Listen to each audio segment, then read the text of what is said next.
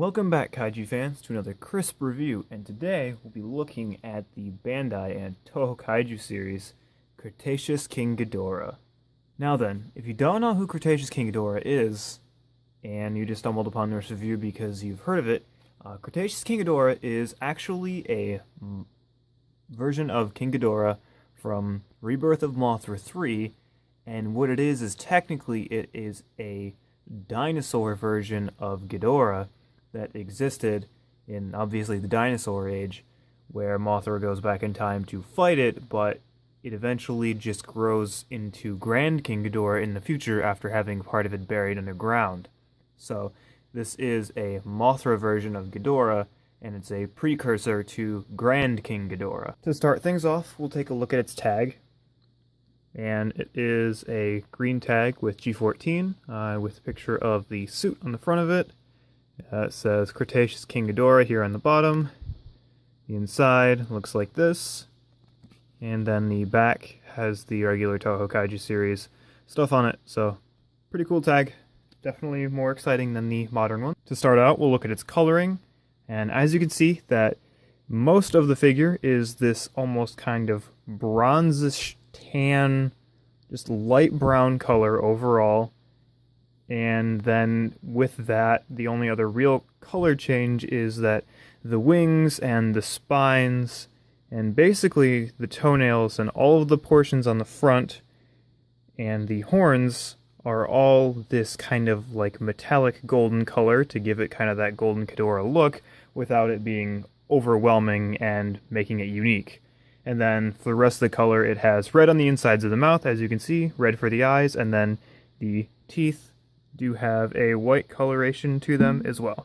So, painting's not bad, it's not fantastic, but it works for what this figure is. For detail, Cretaceous Ghidorah basically has this kind of crocodilian scale texture to it.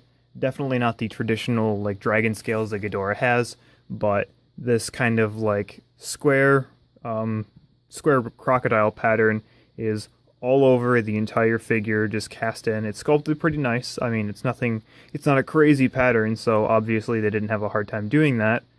And then on the front here, it has these basic plating that kind of resembles more of Ghidorah.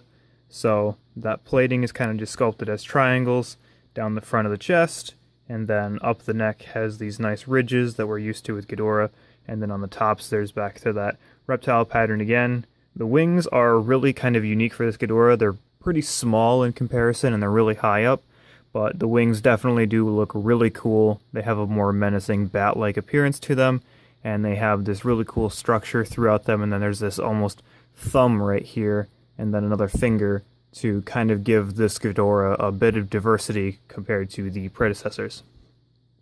And then going down, the tail is actually a single tail that splits off almost like Monster X's tail from Godzilla Final Wars. So a little bit different there. And then the heads are, well, they're a lot more angular but blunt at the same time compared to regular Ghidorah heads. They're kind of just fat at the top and then they come down to a point. And then there's a lot of that plating going on at the top as well, which is definitely a pretty cool design. I'm definitely not complaining at all, and it is brought through on this figure very nicely. And then the eyes are just red with a little slit in them, different from the kind of like golden or yellow Ghidorah eyes that we're used to. So the only complaints I have about the mold of this figure are that the horns, as you can see here, they're not individual. They're basically just almost like they're not cut out of the vinyl. Like they're painted on, but then the vinyl comes all the way on the inside, and it's kind of just disappointing to look at. Like that could have been so much cleaner looking if they would have just trimmed that up. And then the only other problem I have is that if you notice how much of the weight of this figure is forward, this thing really, if you don't have the legs in the right position, will literally just fall over because of how top heavy and front leaning it is. So you have to be careful of that, so or this figure will just fall right off your shelf, and you really don't want that to happen because it's not that common of a figure anymore. So for articulation, definitely nothing fantastic because it's just a older vinyl figure.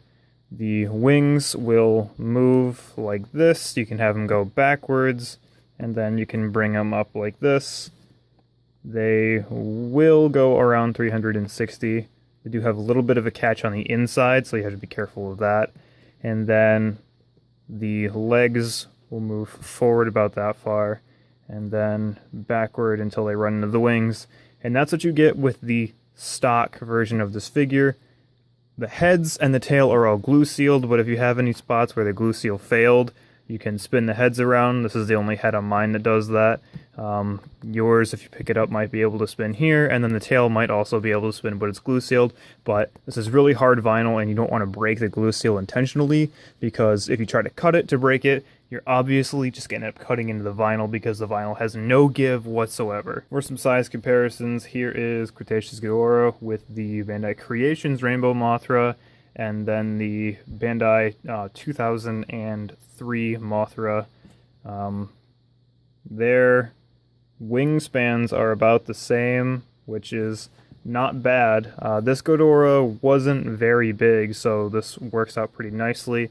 Don't have a Leo figure to compare him with, so that'll have to do. Here he is with his conspired clone, the 2004 Final Wars Rodan. And if you don't know what I mean by the conspired clone, there is a conspiracy that this suit was either turned into or recycled into this suit, and the only evidence that anyone has to back that up is the knees.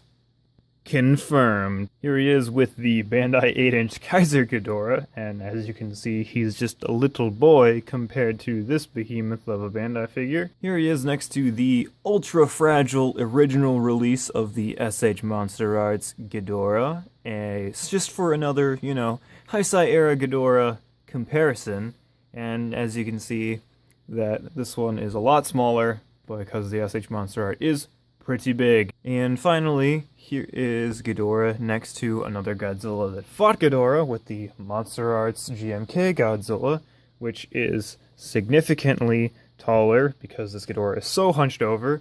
And then we have the NECA Godzilla 2014, just for fun, because everyone has this figure, and they're both prehistoric versions of their kaiju, so definitely a cool matchup right there. Overall, this is a pretty cool and unique figure. I definitely am a fan of the sculpt of this, minus the horn issue, and it's really not that common anymore. I haven't seen any for sale online in quite a while, so I honestly don't know the rarity state of this figure anymore. I mean, it was pretty rare to get when I got mine years ago. I ended up getting scammed at one point trying to get it, so that was a pain.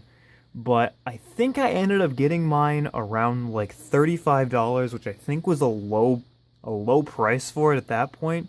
So I honestly can't give you a solid price range to look for this figure.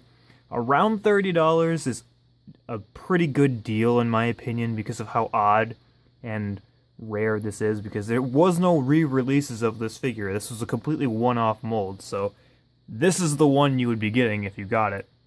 So anywhere around there I would recommend getting. Maybe 40 if you have a big wallet and you don't really care, but I would stay away from any higher than that, just based off the overall quality and size. Honestly, Cretaceous Ghidorah is one of my favorite incarnations of Ghidorah because of just how primal he looks. And I totally dig the figure because it captures that look so well.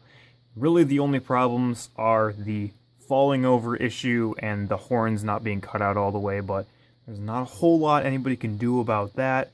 It is really hard vinyl, so don't break any glue seals, or you might actually break off a limb and not be able to reattach it. So stay away from that. The sculpt is really good, and honestly, you don't really have to match it with size-wise with anything else besides Mothra, because that's all this Ghidorah appeared beside. So, honestly, if you like Ghidorah as much as I do, I would try to find one of these, pick it up, and cherish it, because it is a really cool-looking figure, it is a really cool-looking Ghidorah. That's all I got for you guys today. Like, subscribe, comment what you think about this Ghidorah, and I'll catch you all in the next one. Peace out.